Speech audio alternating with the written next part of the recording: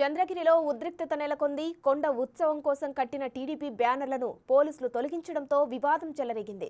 బ్యానర్లు ఎందుకు తొలగిస్తున్నారంటూ టీడీపీ నేతలు అడ్డుకున్నారు. దీంతో అడ్డుకున్న టీడీపీ నేతలను పోలీసులు లాక్కెళ్లారు. అరెస్టు చేసిన టీడీపీ నేతలను ఎక్కడికి తరలించారో చెప్పాలని టీడీపీ శ్రేణులు ఆందోళనకు దిగారు.